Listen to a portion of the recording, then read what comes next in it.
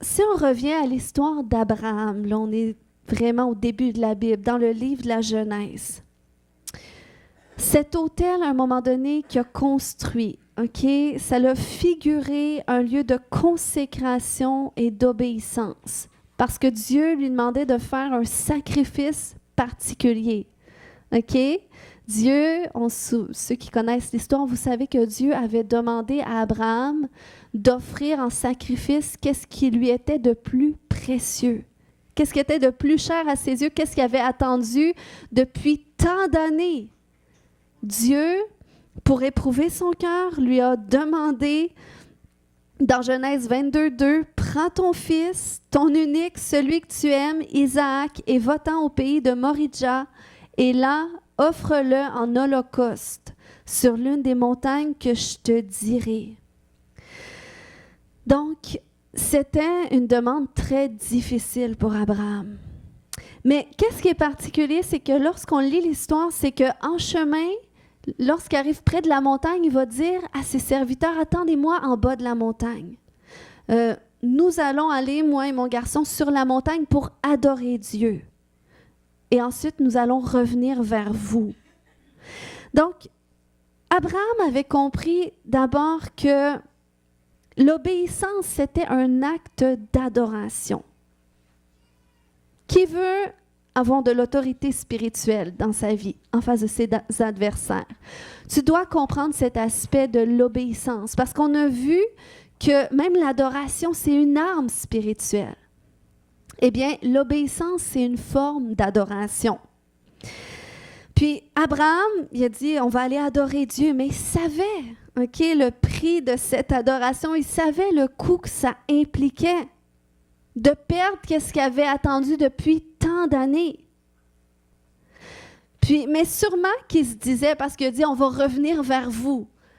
Donc, je ne sais pas qu'est-ce qu'il pensait dans son cœur à ce moment-là, mais il devait se dire sûrement que Dieu a une solution, parce que l'accomplissement des promesses de Dieu dépend de la vie d'Isaac. Donc, le Seigneur a sûrement une solution, mais il n'a pas questionné. Il n'a pas cherché à comprendre le pourquoi, le comment, le que se passera-t-il après. Et ça, je crois que ça nous parle, hein? Que des fois, quand le Seigneur nous demande des choses ou nous dirige dans une certaine direction, on ne comprend pas toujours. Mais des fois, il faut simplement faire comme Abraham et y aller avec foi, en gardant les yeux fixés sur Dieu et en se disant que sûrement que le Seigneur a prévu quelque chose là-bas. Donc là, il est allé sur cette montagne, il a bâti cet autel. Puis, ce lieu n'avait pas un objectif naturel, mais tout était spirituel. Puis, ceux qui connaissent la suite de l'histoire savent que finalement, juste au moment où est-ce qu'elle allait offrir son fils, eh bien, Dieu, l'ange de l'Éternel, l'a arrêté tout de suite. Il a dit, c'est bon, j'ai vu où est-ce que ton cœur est positionné. Et là, c'est là que le Seigneur a pourvu lui-même au sacrifice, qui a envoyé un bouc et que à cet autel, à ce lieu d'obéissance, de consécration, de sacrifice, c'est là que Dieu a encore raffermi son alliance avec lui et Abraham et raffermi ses promesses et ses bénédictions envers lui. Mais ce chemin était nécessaire pour qu'il voie la position de son cœur. Parce que c'est facile de dire oui de notre bouche, de dire de notre bouche, allons, bâtissons la maison du Seigneur. Ou oui, Seigneur, je te suis, où que tu iras, j'irai. Mais c'est tes actions qui vont vraiment déterminer où est-ce qu'il est ton cœur. Donc, cet autel, OK, où est-ce que Dieu a affermi son alliance, ses promesses envers lui, a été comme un lieu d'accès à la porte du ciel, un lieu d'accès à la providence surnaturelle de Dieu et à ses bénédictions aussi. Ce même lieu que Jacob, un jour, qui est le petit-fils d'Abraham, il a vu en esprit lorsqu'il dormait. Il a eu une vision où est-ce qu'il a vu le ciel ouvert et il y a un escalier qui descendait jusqu'à terre. Les anges de Dieu montaient et descendaient. Dieu était juste en haut. Et là, il a dit, « Wow, c'est ici la maison de Dieu. C'est ici la porte du ciel. » Et là, il a bâti un autel pour se commémorer ce lieu d'accès à la présence de Dieu.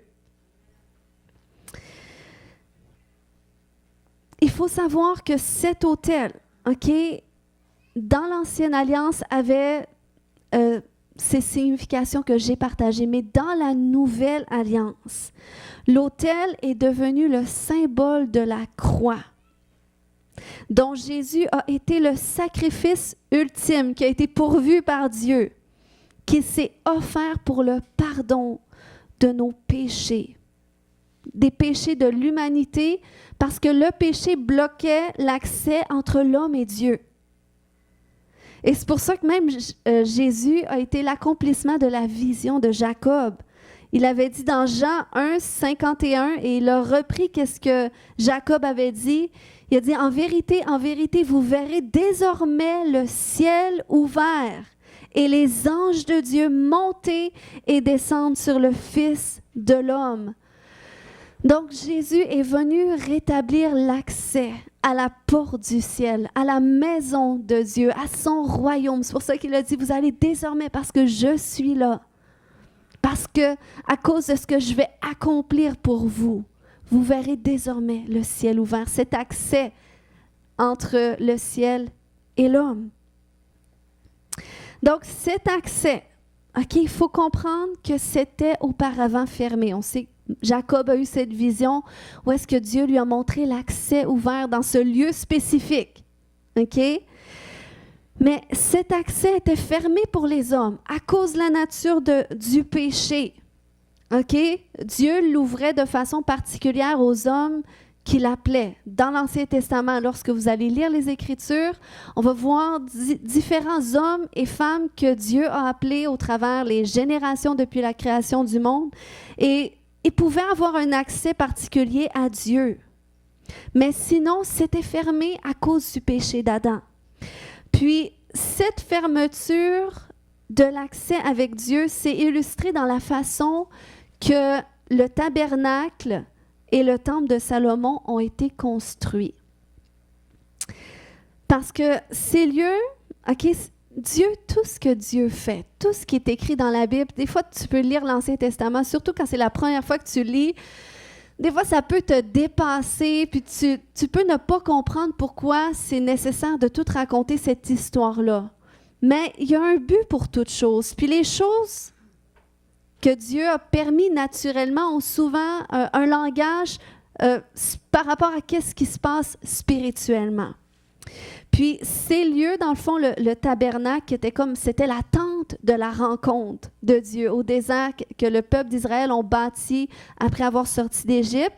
Et après ça, à l'époque de Salomon, eh bien, Dieu l'a conduit à bâtir un temple pour lui, qui soit représenté comme lieu de sa demeure. OK?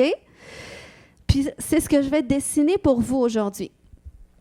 Parce que c'est très particulier comment est-ce que Dieu avait demandé de faire les choses. Donc, j'espère que vous allez tous bien voir ce matin. Alors, dans le fond, le temple de Dieu, est-ce que tout le monde voit? Le temple de Dieu était fait en 3 parties. OK? Donc, ça, c'était la partie du portique ou le parvis. Là, je vais essayer de me mettre peut-être plus comme ça. OK.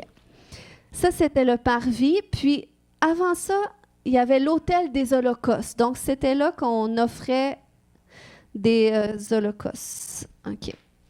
Bon. Tiens, l'autel des sacrifices. OK. Après ça, c'était la partie du temple. Là, ça, c'était le lieu saint. Donc là, il y avait une petite barrière qui séparait le lieu saint du lieu très saint. Donc, c'était ça pour le tabernacle, mais aussi pour le temple de Salomon. Là, ça va nous dire, en tout cas dans l'Ancien Testament, que là, il y avait aussi un autel, l'autel des parfums. Donc, OK. Et ensuite, ici, c'était le lieu très saint. Donc, le lieu saint, ça, c'était là où est-ce que les prêtres faisaient le service tout le temps.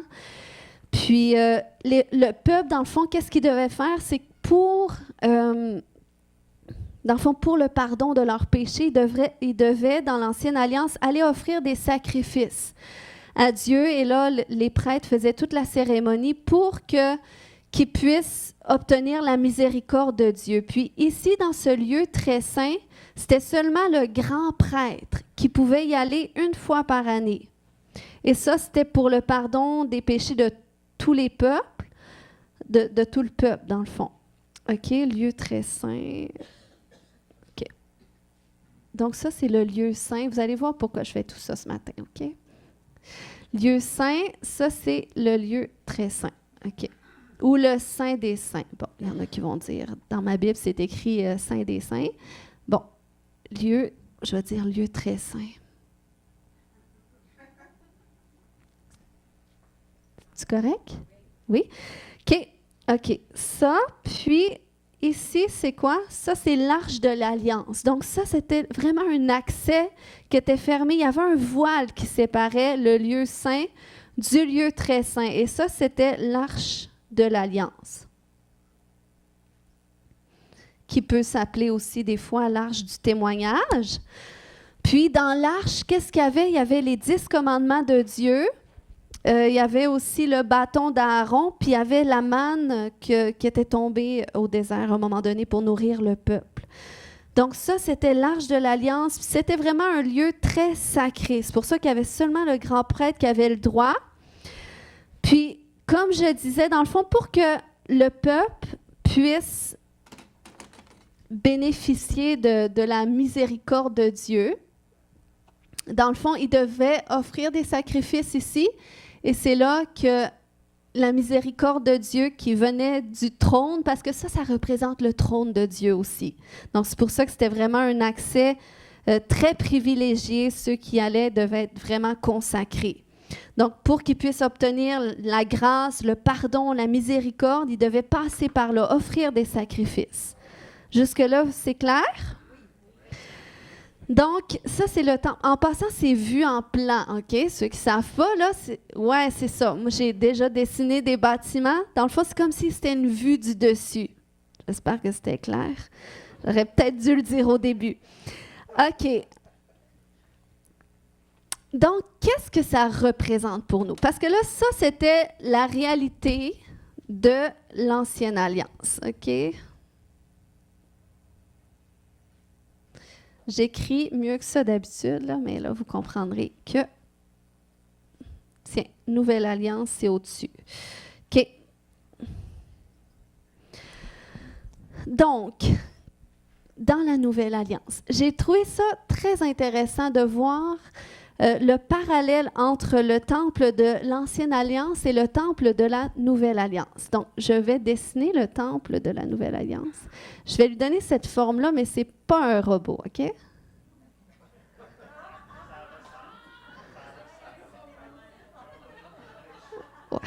J'ai fait des pattes de poule, mais en tout cas, c'est des pattes d'humain, OK? Donc, ça, c'est le temple de la Nouvelle Alliance, OK? Puis, de la même façon que, parce que ça, dans le fond, le parvis, ça représente, tu sais, comme l'extérieur de la cour, là. Tu sais, c'est là qu'est l'autel des sacrifices. Donc, ça, c'est l'extérieur du temple aussi, là. OK? Donc, ça, c'est notre corps. Vous l'avez sûrement compris.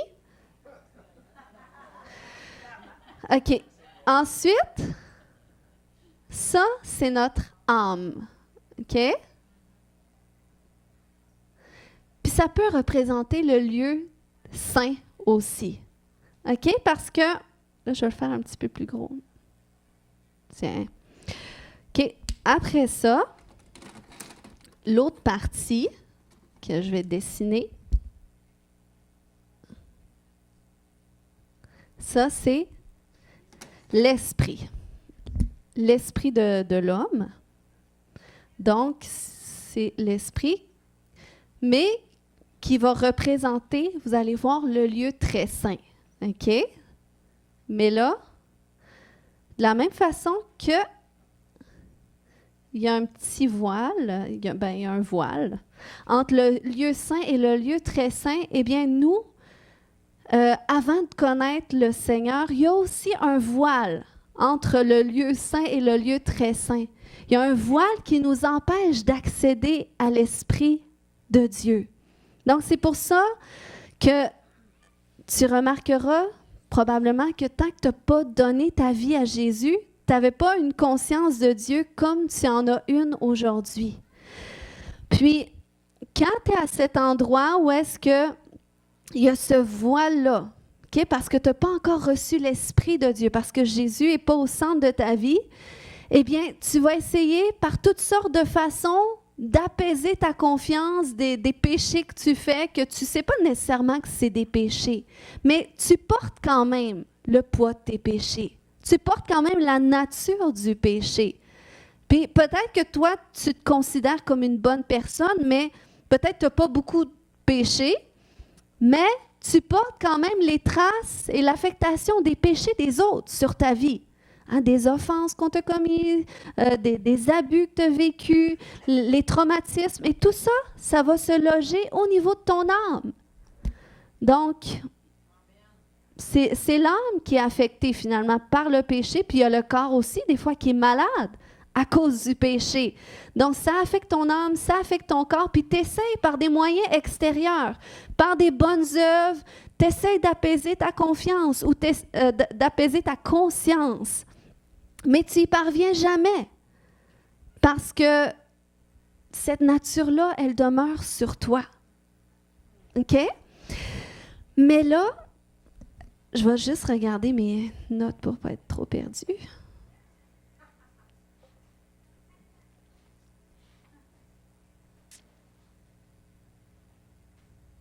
OK. Mais là, la bonne nouvelle, OK? C'est là que j'entre ce matin. La bonne nouvelle, c'est que Jésus est venu dans ce monde, OK? Pour faire une alliance nouvelle, finalement, avec ceux qui s'approcheraient de lui, parce que finalement, on voit que c'était compliqué, hein, un petit peu dans l'ancienne alliance. Puis de toute façon, le sang des animaux qui était offert, ça les pardonnait de leurs péchés, mais ça ne nettoyait pas leur conscience. Donc, il a fallu que Dieu envoie Jésus à la croix pour que Jésus soit le sacrifice ultime, qui puisse aller sur l'autel de la croix, puis qui puisse aller accéder par son sang, lui-même en tant que grand prêtre, okay, dans le lieu très saint. Et par son sacrifice, qu'est-ce qu'il a fait? Il a enlevé la barrière qui séparait l'âme de l'esprit de Dieu. Donc, si on voit ça, je vous invite, lisez Hébreux 9 et Hébreux 10. Il explique très bien qu'est-ce que je dis, OK? Ça va dire dans Hébreux 10, 19, « Frères et sœurs chrétiens, nous sommes sûrs de pouvoir entrer librement dans le lieu très saint parce que Jésus a répandu son sang. Il a ouvert pour nous un chemin nouveau et vivant à travers le rideau du temple. » Donc, OK, c'est spirituel, qu'est-ce que je dis? C'est-à-dire à travers son corps humain. Et nous avons un grand prêtre placé à la maison de Dieu. Notre cœur est nettoyé de tout ce qui le rend coupable et notre corps a été lavé dans une eau pure. Alors approchons-nous de Dieu avec un cœur sincère et en croyant avec assurance. Donc ça, c'est la bonne nouvelle, OK? C'est que la bonne nouvelle, c'est que Jésus a payé le prix pour qu'on puisse expérimenter le salut au niveau de notre âme, pour qu'on soit libéré du péché et de ses conséquences aussi. Il est venu ôter cette barrière-là qui nous séparait de Dieu pour qu'on puisse accéder à Dieu par notre âme. Donc, c'est notre âme qui expérimente le salut. Puis c'est au travers de notre âme, finalement, le voile est là. Il est entre l'âme et l'esprit. OK? C'est 2 Corinthiens 3,16 qui va nous dire aussi, lorsque les cœurs se convertissent au Seigneur, le voile est ôté. Donc, cette barrière-là, c'est ôté. Et il dit, or, le Seigneur, c'est l'esprit. OK? Parce que Jésus, en faisant ça, il vient à l'intérieur de nous par l'Esprit. Et il dit, là où est l'Esprit du Seigneur, là est la liberté. Donc, c'est lorsque le Seigneur est comme ça à l'intérieur de toi que ton âme peut commencer à être restaurée, que ton âme peut commencer à être guérie, à être transformée. C'est pour ça qu'il a dit, il parlait de cette nouvelle alliance dans Ézéchiel 36, 26 en disant, « Je mettrai en eux un cœur nouveau. » Je mettrai en eux un esprit nouveau, mon esprit. Donc, c'est ce que Jésus est venu accomplir à la croix parce que finalement, Dieu désirait non pas bâtir un troisième temple, mais il désirait venir habiter à l'intérieur de nous et inscrire en nous les commandements, sa loi, la loi de son alliance. Donc, c'est ça la différence et c'est ça l'accès que nous avons aujourd'hui et c'est un privilège pour nous. Puis, il faut comprendre que ce n'est pas parce que le voile est ôté qu'on peut accéder à Dieu qu'on est automatiquement guéri de tout et totalement transformé parce que c'est une marche, c'est un processus qui se fait aussi au travers de la révélation.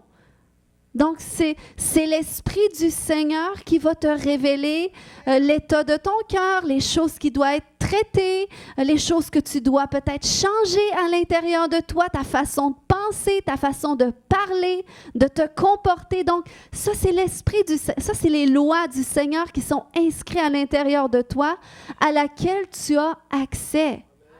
Et c'est ce qui va te permettre, à mesure que tu accomplis qu'est-ce que Dieu veut pour toi, c'est ce qui fait que tu es transformé. C'est ce qui fait que tu as un cœur nouveau, qui ôte la pierre qui est là, qui ôte les barrières qui sont là pour te restaurer. Amen.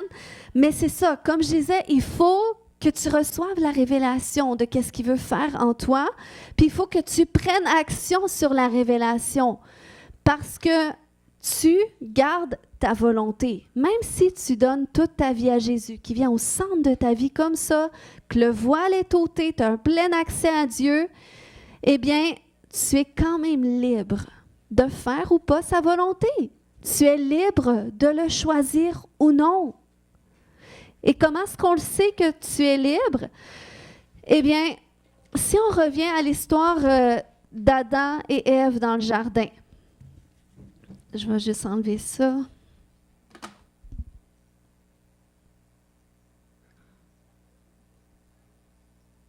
Bon, ceux qui sont loin, j'espère que vous avez des lunettes. OK. Tiens, gars. OK. Ça, c'est l'arbre dans le jardin d'Éden. Tiens, Adam et Ève. Adam et Ève étaient là. Dieu était là. En tout cas, bon, désolé Seigneur, c'est ce que je veux dire. Donc, Dieu avait quand même laissé à Adam et Ève, même si le désir de Dieu, OK? Son désir, c'était de créer l'homme à son image. Sais-tu que tu es à l'image de Dieu? Dis à ton voisin, tu es fait à l'image de Dieu. OK? Donc, le désir de Dieu, c'était de nous créer à son image puis de vivre dans une communion parfaite avec nous. De vivre avec nous comme ça.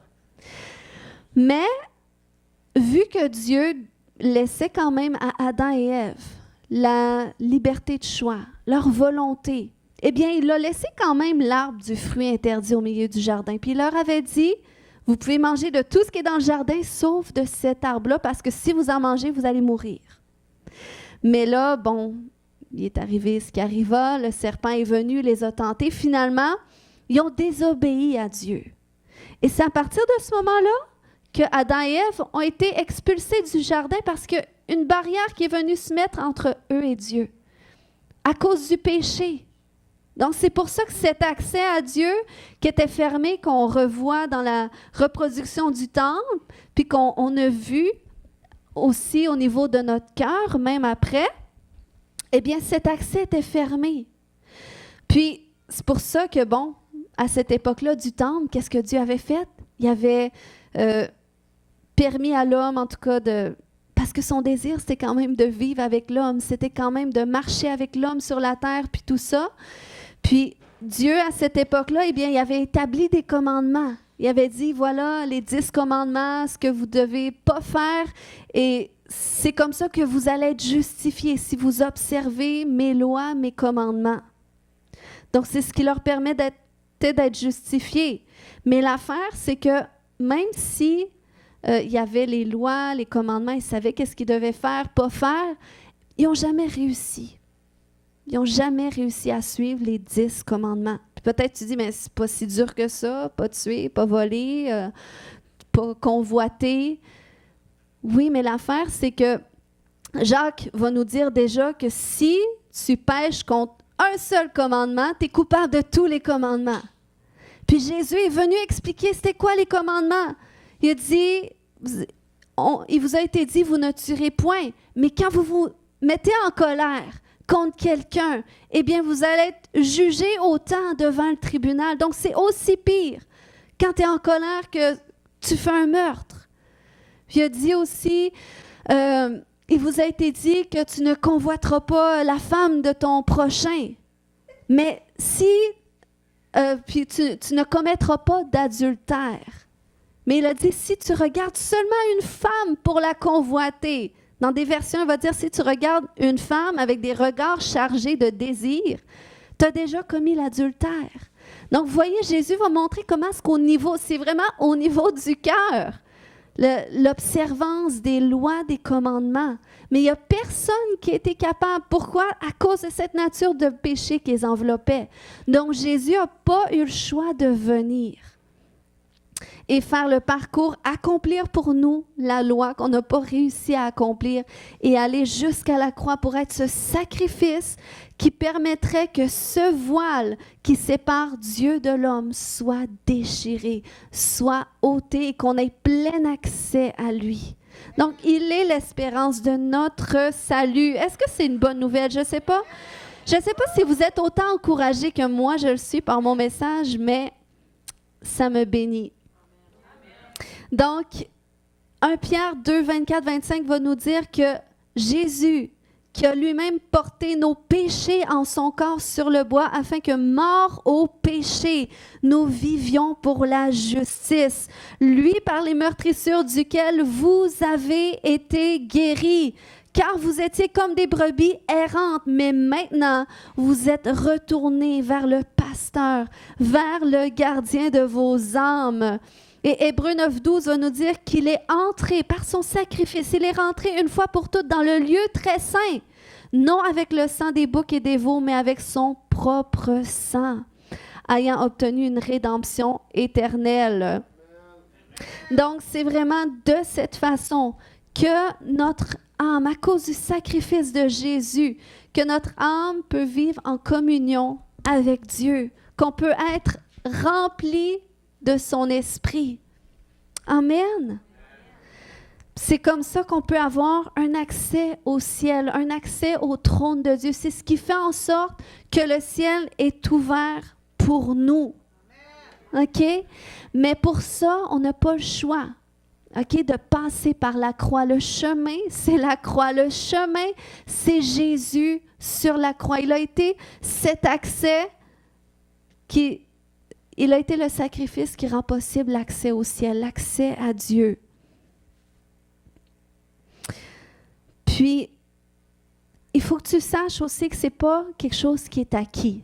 Okay? L'accès, oui, elle est parfaitement ouverte. Puis le Seigneur désire qu'elle soit pleinement ouverte. Mais, vous savez, si Jésus a eu cette position qu'il a reçue, que suite à son sacrifice, il a hérité du nom au-dessus de tout nom qui peut se nommer sur la terre, il est assis à la droite de Dieu et tout. Si Jésus a hérité ce statut de grand prêtre pour nous, c'est parce qu'il a obéi à Dieu. Puis le livre d'Hébreux va répéter plusieurs fois que c'est parce qu'il a accompli qu'est-ce que Dieu veut. Donc, si nous, on veut aussi cet accès, comme même Abraham a eu cet accès à Dieu, l'accès de toutes ces promesses-là pour sa vie, cette communion à laquelle il avait accès avec Dieu. c'est parce qu'il a choisi de faire qu'est-ce que Dieu veut. Il a choisi de faire la volonté. Et ça, c'est un choix que personnellement, nous devons prendre. Seigneur, qu'est-ce que tu veux pour ma vie? Quelle est ta volonté? C'est une question qu'on doit poser souvent à Dieu, quotidiennement. Seigneur, où est-ce que j'en suis présentement dans tel domaine de ma vie? Seigneur, y a-t-il des choses dans ma vie qui prennent trop de place, qui prennent ta place, que tu m'appelles à renoncer, que tu m'appelles à prioriser? C'est des questions qu'on doit demander parce que c'est notre obéissance qui va nous justifier. C'est notre foi en Jésus et notre foi en Jésus va s'exprimer par notre obéissance. Parce que là, ce n'est pas nos œuvres qui nous donnent cet accès à Dieu. Parce que Jésus, c'est par son œuvre que lui-même a accompli. Donc, c'est par notre foi qu'on a accès à lui. Vous comprenez ce matin, ça vous aide-tu? Donc, qu'est-ce que Dieu veut? Il dit dans sa parole, il veut qu'on aspire à chercher les choses d'en haut. Dans Colossiens 3:1, si donc vous êtes ressuscités avec Christ, parce que là, tu as la vie de Christ en toi, cherchez les choses d'en haut, où Christ est assis à la droite de Dieu. Et non seulement, on doit chercher à obéir à Dieu, mais on doit chercher aussi à garder ce lieu. Et je termine avec ça ce matin.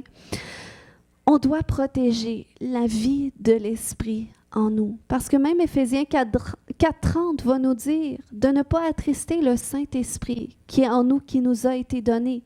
Donc, il y a des émotions, il y a des désirs, il y a une volonté pour nous. Et on peut l'attrister si on l'a reçu. Si tu n'as pas le Saint-Esprit, tu ne sais pas que tu l'attristes parce qu'il y a encore un voile qui est là.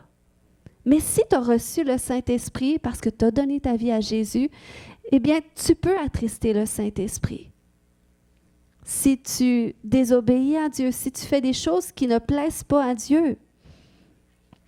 Donc, on doit protéger la vie de l'Esprit. On doit protéger cet accès à Dieu que nous avons. La Bible va nous dire, vous êtes le temple du Dieu vivant. Vous ne vous appartenez plus à vous-même. Vous êtes l'habitation de Dieu en esprit. Donc, ce que tu fais avec ton corps, ça peut te détruire. Et Dieu a dit, celui qui détruit le temple de Dieu, Dieu le détruira. Donc, vous voyez, moi, je vous dis, je me prêche à moi aujourd'hui. C'est un message que même j'ai lu, j'ai relu. Puis, qu'est-ce que ça l'évoquait dans mon cœur, ce message-là? C'était vraiment une crainte de l'Éternel, une sainte crainte de l'Éternel, de dire, waouh, c'est vraiment un privilège que j'ai reçu, de pouvoir avoir accès à Dieu par mon âme, de pouvoir voir Dieu face à face, de pouvoir entendre Dieu, que mes péchés soient pardonnés, que je puisse être guérie de tous les péchés que les autres ont fait envers moi, que je puisse être libérée de ça. C'est une grâce de Dieu parce qu'il n'y a personne qui a mérité. On n'a pas mérité personne par nos œuvres de pouvoir avoir cet accès à Dieu restauré. Mais Christ l'a mérité pour nous. Amen. Donc, en conclusion, ce matin, j'avais cette parole récemment que le Seigneur m'a donnée, puis j'aimerais la partager avec vous, qui va dans la direction de ce que je vous ai dit. Mais Dieu me montrait comme de quoi que cet appel de sentinelle qui parle dans la parole de Dieu, tu sais, quand Dieu dit « Je cherche un homme qui se tienne à la brèche en faveur du pays afin que je ne le détruise pas. » Puis Dieu disait « J'en trouve pas. » Donc, tu sais, on voit comment Dieu est concerné. Il cherche des gens qui vont intercéder en faveur d'eux.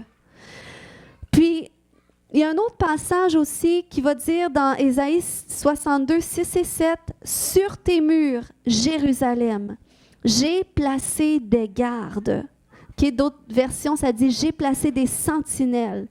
Ils ne se tairont ni jour ni nuit.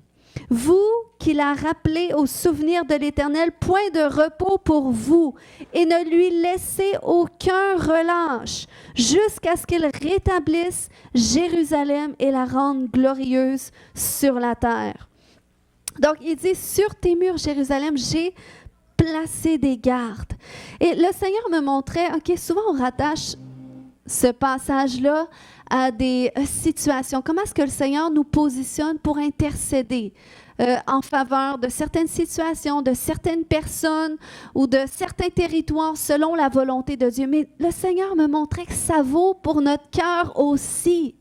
Nous sommes ces sentinelles postés aux portes de notre cœur pour intercéder, pour veiller, pour ne nous donner aucun repos, jusqu'à ce que le Seigneur nous rétablisse complètement, jusqu'à ce qu'on marche pleinement dans les plans de Dieu pour notre vie. Nous sommes ces sentinelles postés pour garder la vie de l'Esprit à l'intérieur de nous. Parce que le Seigneur revient chercher une église, puis une église qui va être de la team des vierges sages, de la team de ceux qui ont gardé l'huile, de ceux qui ont protégé l'huile. Donc, est-ce que nous allons, nous aussi, prendre à cœur cet appel et protéger la vie de l'Esprit à l'intérieur de nous? Parce que le diable pourra tout nous ôter à l'extérieur et autour de nous. Mais la seule chose qui ne peut pas toucher, c'est la présence de Dieu en nous. C'est la chose la plus précieuse. Et pour ça, je crois qu'on doit comprendre cet accès que nous avons. Parce que le diable, qu'est-ce qu'il veut faire? Des fois, c'est de faire comme si que le ciel est fermé, que Dieu n'est pas content envers nous, que Dieu s'est éloigné.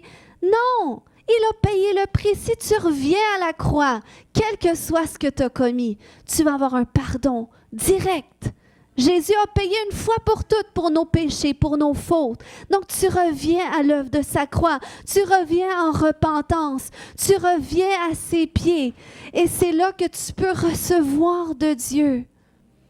C'est pour ça qu'il dit, approche-toi avec assurance de son trône de grâce, afin que tu sois secouru dans tes besoins.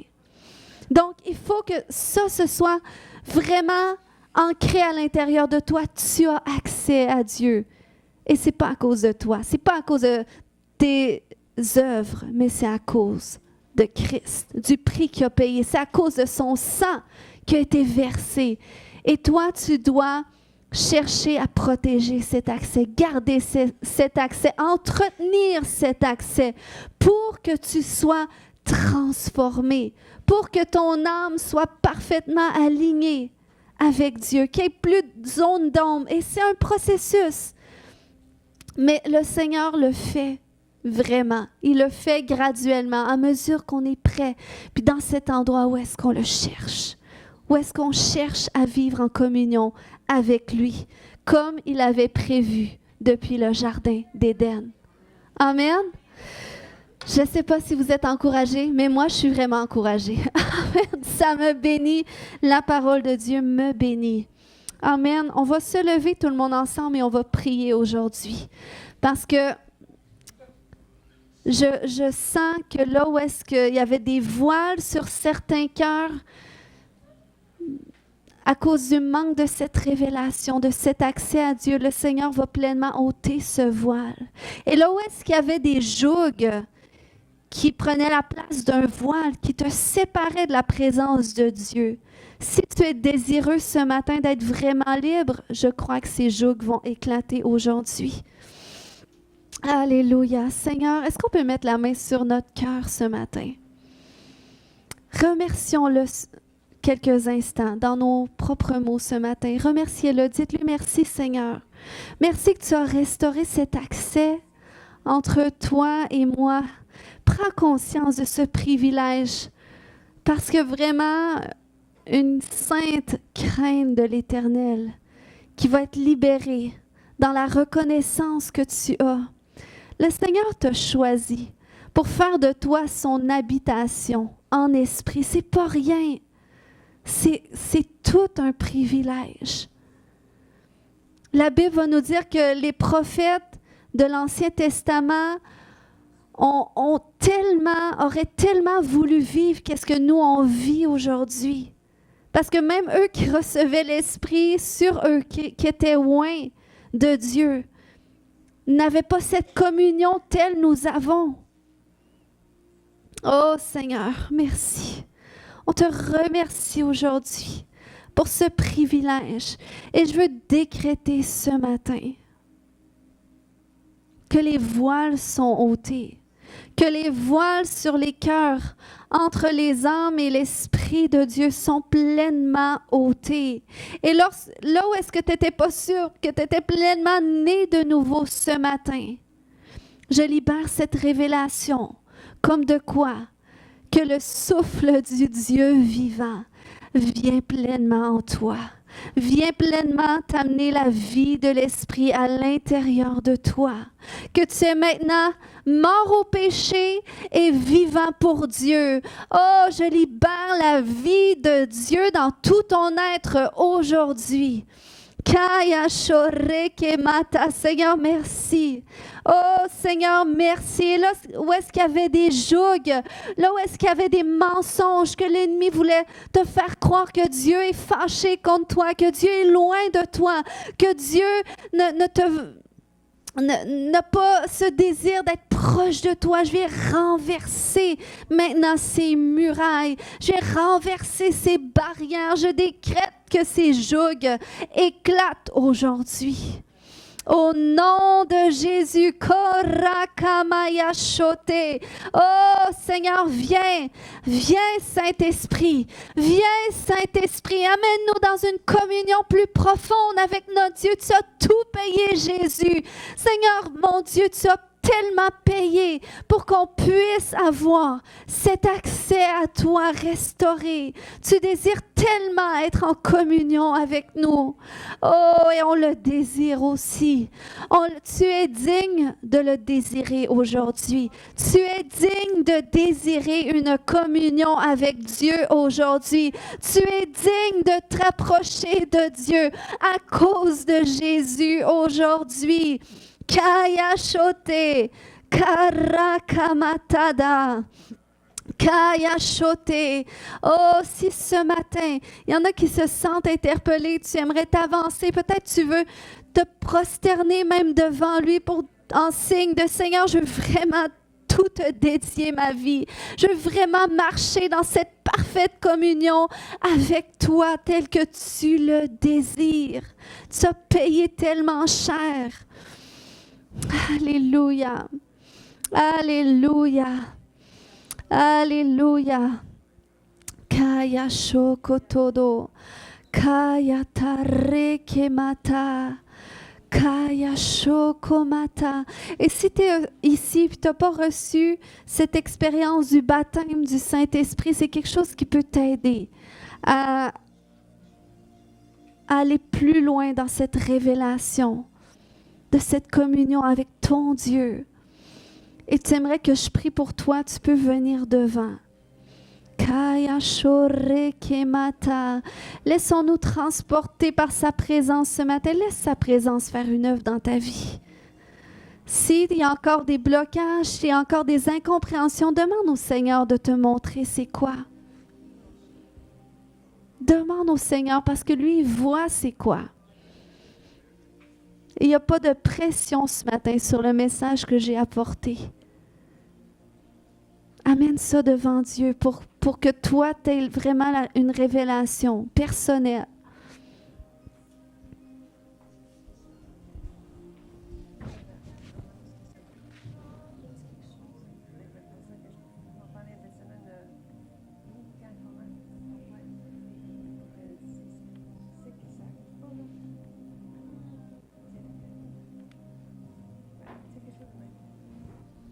Kaya shoroko matada. Kaya shoketede. Kaya shoroko mata. Kaya shonte. Seigneur, tu as vu toutes ces années d'attente. Seigneur, mais comme tu as promis à Abraham, tu as montré tellement de fois à Marie qu'elle se tenait debout à nouveau. Tu lui as montré tellement de fois qu'elle marcherait à nouveau. Et Seigneur, seul toi peux faire ce miracle. Seigneur, et tu nous as commissionnés pour qu'on puisse en ton nom faire ce type de miracle. Pour qu'on puisse imposer les mains aux malades pour que les malades soient guéris, pour qu'on puisse même ressusciter les morts. C'est toi, Jésus, qui as dit de le faire. Alors, Seigneur, je prie que ta vie, insuffle ta vie dans ses jambes. Insuffle ta vie dans chaque partie de son être qui sont morts maintenant, tout ce qui ne fonctionne pas. Au nom de Jésus, je vous ordonne de fonctionner. Je vous ordonne de fonctionner. Au nom de Jésus, j'appelle la vie Zoé de Dieu. Kaya shoreke matada. Koya sho plus, Seigneur, plus, Seigneur Dieu. Plus, fais ce miracle, mon Dieu. Tu l'as promis. Tu l'as promis. Et j'ai brisé tous les délais que l'ennemi a occasionnés pour la manifestation de ce miracle. Au nom de Jésus, esprit d'infirmité, esprit de mort, tu dois la quitter maintenant. Tu dois la libérer au nom de Jésus. Kaya Shoto, je brise toute association de son nom avec les idoles. Et je commande à tous les esprits qui ont volé sa santé maintenant, je vous commande de la quitter au complet, par le feu de Dieu. J'appelle le feu de Dieu maintenant. Maintenant, le feu de Dieu. Korekemaya Shoto. Au nom de Jésus, vie, jambes fonctionner au complet. Priez ce matin, intercédez, que ce soit un miracle qui soit fait par nos intercessions ce matin. Seul Dieu peut le faire. Seigneur, la pression, elle est sur toi, Seigneur Dieu. Kaya Shoreke, fais-le, Seigneur. Tu l'as déjà fait, fais-le encore. Fais-le encore. Jambes, fonctionner, jambes, marcher. Au nom de Jésus, sensibilité, reviens au complet. Au complet. Kaya Shoto, Mieline, fonctionne maintenant. Kaya Shoreke Mata. Au nom de Jésus, on ordonne qu'elle marche. On ordonne que tu marches. Oh Seigneur, saisis-le par ta vie. Kaya Shokotodo. Kaya Shote.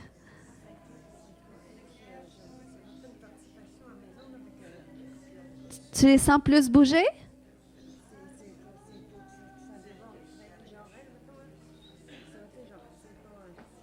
Là, c'est barré dans les jarrets, tu dis? Ça a-tu bougé depuis qu'on a prié?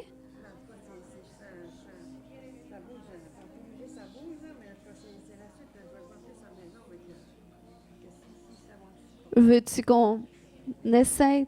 Non, tu peux pas. Seigneur, OK.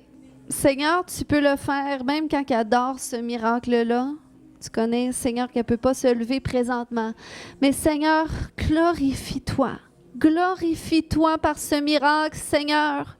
Glorifie-toi. Glorifie-toi, notre Dieu. Kaya shokotodo. Kaya shoketede. Karakabaya shoko. Je sens en tout cas que le Seigneur veut te dire de ne pas désespérer, de continuer de croire comme tu le fais. Continue seulement de croire le quand, le comment. Ça appartient à Dieu. Mais on croit. On croit quand que tu vas tester à la maison. Fais des pas de foi, teste. Puis déclare, je marche. OK? Amen. Amen. Alléluia. Continuez de prier à la maison. Continuez de déclarer la guérison de Marie puis de notre frère aussi. Merci, Père, pour ton œuvre dans chacune des vies. Kaya shoreke mata. Kaya shoto mata. Oh, le Seigneur, il va tellement faire plus. Le Seigneur, il va déverser plus.